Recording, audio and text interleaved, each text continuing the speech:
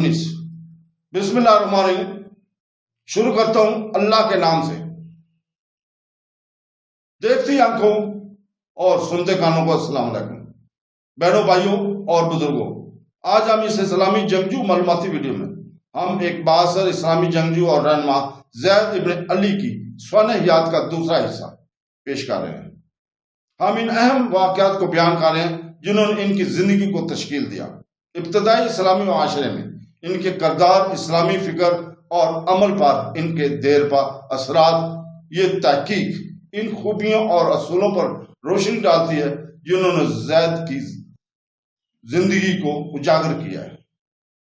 تو دوستو، وہ زید بن علی آل محمد کے علماء میں سے تھے اور خدا بزرگ برتر کی خاطر وہ خدا کے دشمنوں سے لڑتا رہا، یہاں تک کہ اس کی راہ میں مارے گئے، شہید ہوئے۔ میرے والد موسیٰ بن جعفر کاظم نے بیان کیا کہ انہوں نے اپنے والد جعفر بن محمد کو یہ کہتے ہوئے سنا تاکہ اللہ تعالیٰ میرے چچا زید کو سلامت رکھے۔ انہوں نے مجھ سے ان کی بغاوت کے بارے میں مشورہ کیا اور میں نے ان سے کہا کہ اے میرے چچا، اگر آپ کو قتل ہو لے اور آپ کی لاش کو کلمہ کے محلے میں پھانسی کے تختے سے لٹکا کر خوشی ہو تو ایسا کرو گے؟ زید کے جانے کے بعد صادق نے کہا، افسوس ہے ان لوگوں کے لیے جو اس کی پکار سنتے ہیں لیکن اس کی مدد نہیں کرتے۔ امام علی رضا علیہ السلام، ایک حدیث میں سنی امام ابو حنیفہ نے ایک بار امام زید کے بارے میں کہا کہ میں زید سے ملا اور میں نے ان کی نسل میں ان سے زیادہ علم والا جلد مفکر یا ان سے زیادہ فصیح شخص نہیں دیکھا۔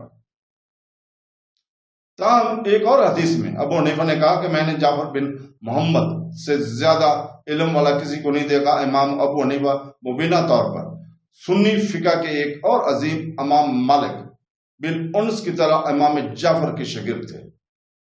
صوفی عالم مجتہد اور صوفی سفیان النوری نے امام زید کے علم و کردار کا احترام کرتے ہوئے کہا کہ زید نے امام حسین علیہ السلام کی جگہ لی۔ وہ اللہ کی مقدس کتاب کے بارے میں سب سے زیادہ جاننے والے انسان تھے۔ زید کی پسند کی پیدائش مشہور شیعوں کی کتاب الارشاد کے مصنف الشیخ مفید نے انہیں ایک متقی، فقہ، خدا ترس اور بہادر کے طور پر بیان کیا۔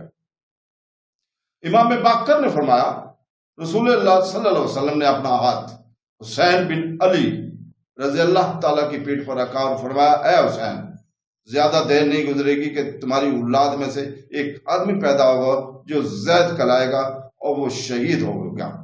قیامت کے دن وہ اور اس کے ساتھی لوگوں کی گردنوں پر پاؤں رکھ کر جنت میں داخل ہوں گے۔ امام حسین نے بیان کیا کہ ان کی دادا محمد نے ان کی موت کی پیشین گوئی کی تھی۔ رسول پاک صلی اللہ علیہ وسلم نے اپنا ہاتھ میری پیٹھ پر رکھا اور فرمایا، اے حسین، زیادہ دیر نہیں گزرے گی کہ تمہاری اولاد میں ایک آدمی پیدا ہوگا، وہ زید کہلائے گا، وہ شہید ہو کر مارا جائے گا۔ قیامت کے دن وہ اور ان کے ساتھی جنت میں داخل ہوں گے اور لوگوں کی گردنوں پر پاؤں رکھ کر آگے بڑھیں گے۔ 122 ہجری 740 عیسوی میں زید نے کوفہ شہر میں ہشام بن عبد الملک کی اموی حکومت کے خلاف بغاوت کی قیادت کی۔ عراق کے اموی گورنر یوسف بن عمر نے کوفہ کے باشندوں کو رشوت دینے کے انتقام کیا، جن کی وجہ سے اس نے بغاوت کو توڑ دیا اور اس عمل میں زید کو قتل کر دیا گیا، شہید کر دیا گیا۔ زید کے 2 مزار ہیں، ایک عراق کے شہر کفیل میں ہے اور دوسرا کرک اردن میں ہے۔ اردن میں واقع مزار زید ابن علی ابن حسین کے سر کی آخری آرامگاہ سمجھا جاتا ہے۔ اسلام، سنی اور شیعہ کے تمام مکاتب فکر زید کو اس کے خلاف ایک سالہ شہید مانتے ہیں، جس کے خلاف ایک ظالم بادشاہ کے بدعنوان قیادت کو خلیفہ ہونے کا اعلان کیا گیا تھا۔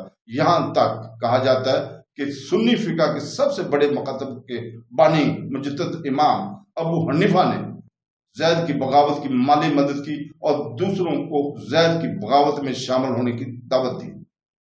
زید کی بغاوت کے اس کے قبیلے نے ایک افراد کی طرف سے دیگر بغاوتوں کو متاثر کیا، خاص طور پر حجاز میں ان میں سب سے مشہور امام محمد نفس الزکیہ المہدی کی 762 میں عباسیوں کے خلاف بغاوت تھی۔